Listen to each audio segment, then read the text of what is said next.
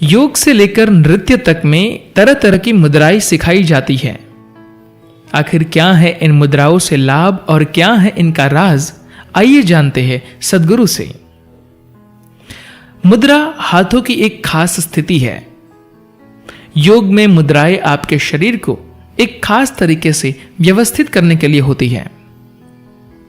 आपने देखा होगा कि शास्त्रीय नृत्य में भी अनेक तरह की मुद्राएं होती हैं।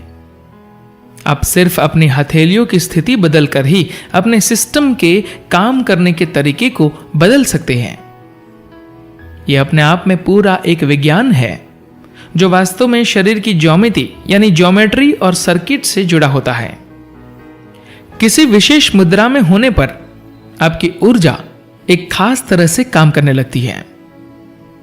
योग में ऐसी प्रणालियां हैं जिसमें आप कुछ खास अनुपातों में गिनती करके अपनी सांस पर एक खास ढंग से काबू कर सकते हैं। ऐसा करके अगर आप चाहे तो अपनी ऊर्जा को शरीर की किसी भी खास कोशिका पर केंद्रित कर सकते हैं। हमारे हाथ खाना खाने और शारीरिक काम करने के अलावा और भी कई चीजों को करने के काबिल होते हैं। आप इन हाथों को इस तरह से बना सकते हैं कि इन्हें यहीं पर घुमाकर कहीं दूसरी जगह पर किसी काम को अंजाम दिया जा सके।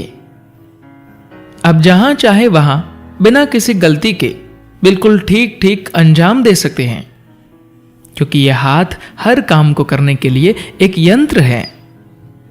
यह एक तरह से आपकी ऊर्जा के कंट्रोल पैनल है। इस मानव तंत्र को आप या तो सिर्फ एक मामूली इंसान बनाकर रख सकते हैं या फिर एक जबरदस्त संभावना के रूप में इसका विस्तार कर सकते हैं। आप चाहे जो करें, ये कंट्रोल पैनल तो आपके पास है ही। अगर आप इस सिस्टम के साथ ठीक से पेश आएंगे तो आप अपनी जिंदगी के साथ अद्भुत चीजें कर सकते हैं। ऐसा करने के लिए बहुत अधिक खोजबीन और बहुत साधना करनी होगी। मुद्राएं सैकड़ों तरह की हैं, कुछ अच्छी सेहत के लिए, कुछ खुशहाली के लिए और कुछ खास तरह की प्रक्रियाओं की शुरुआत के लिए। जिंदगी के अलग अलग पहलुओं के लिए अलग अलग मुद्राएं होती है। भारतीय संस्कृति में हर चीज के लिए एक खास आसन, एक खास मुद्रा, सांस लेने का एक खास तरीका बताया गया है ताकि इंसान अपनी बेहतरीन क्षमता को प्रकट कर सके। यह अभी भी हमारी संस्कृति में हर कहीं पाया जाता है, लेकिन अफसोस कि जरूरी समझ और जागरूकता के बिना ही लोग इसका अभ्यास करते हैं।